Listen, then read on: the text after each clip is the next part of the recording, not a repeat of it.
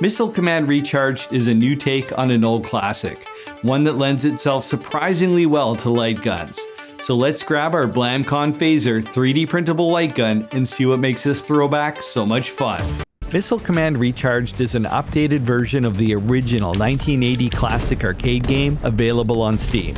The arcade game stood out because it didn't use a joystick, it used a trackball. This lets you roll the cursor around, which was a pretty novel way of aiming and made the game really stand out.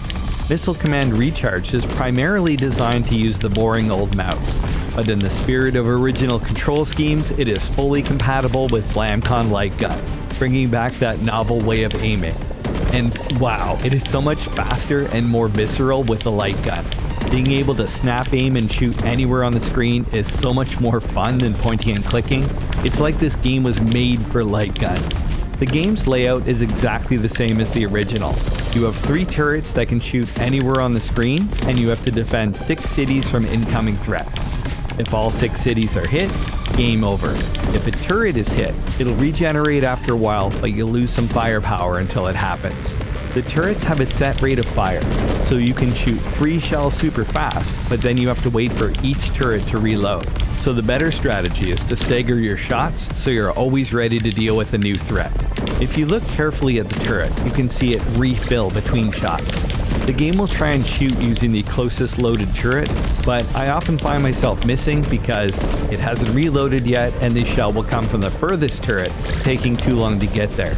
Adding an extra bit of lead ahead of your target helps a lot since the explosions have a long hang time and the enemy gets hit no matter when in the explosion they touch it.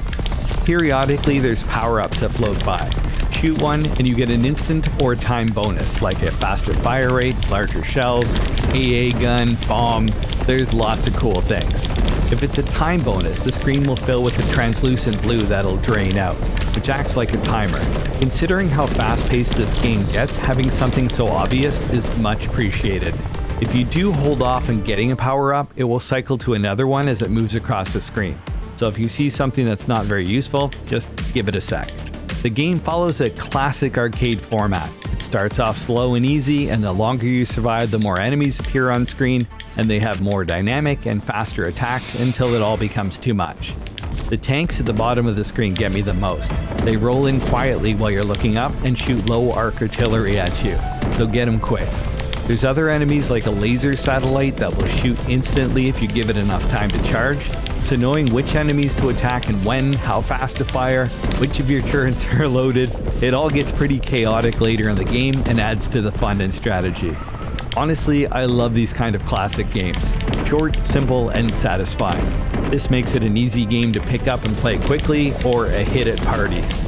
Even today, when we have family time, we almost always gravitate towards these old arcade games, so recapturing that fun in a modern setting is right up my alley. They do add some progression. After each game, you get the option of upgrading your turret stats, like more power, faster build time, faster reload, and speedier shells. It's a pretty cool touch and a good way to help players get further in the game regardless of skill levels. I personally am of mixed feelings about this upgrade system. For the most part, this is a faithful reskin of the arcade game, and that puts me in that arcade mindset. And to me, the only valid power-up is practice. If you want to get further, get good. So having this upgrade system kind of muddies the water. Am I getting better because of upgrades or better because I'm getting better at the game? But I do get it. For a lot of people, the old way can be very frustrating. So this is a good balance to get today's players sucked in and old players a little bit of retro fun. There is a second game mode, Missions, where you play through different scenarios, but I'm all about arcade mode, so that's the review you're gonna get.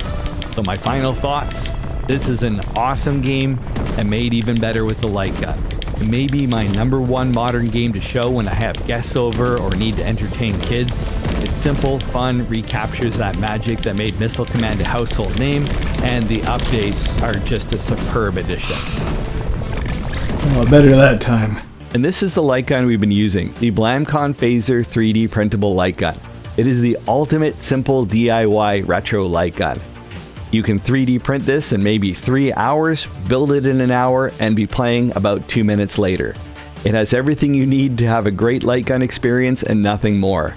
A micro switch trigger, A/B button, RGB LED, rumble motor, and the whole thing is powered off a USB cable. The models, the code, the know-how, everything is completely free.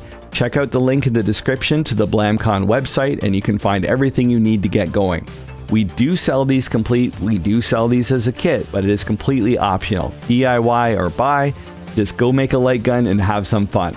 We do sell these painted as well, by the way. This is done by local prop maker Mike from Toy Traders. He does these absolutely incredible paint jobs. This is the Atari one here. All Blamcons that you see painted are painted by him. He is a master, and I am very lucky to have him working with us. And Blamcon is brought to you free thanks to our Patreons. They allow us to release the models, the code, make videos like this, and help get a new generation into light gun gaming. So I'd love to give a personal shout out to our VIP Patreons, Matthew Klabish, Ron Steffenpool, Stevie, Philip Daniel, and Martin Kilroy of the Light Gun Lunatics group on Facebook, Andrew Gergen, Big Homie, Chef J, Thomas Cooper, James Hargis, Jovan Fiddler, Paul Pardee, Racing Fuel, Varen, Daniel Whitehead, Ephraim Henry, Keith West, Ian Kowalski, Lee Fellon, Sue Wanze of Retro City, Bryce, Tisha 1999, Lawrence Crawford, and Lucky 3D, and thank you so much to the Patreons in the crawl that follows.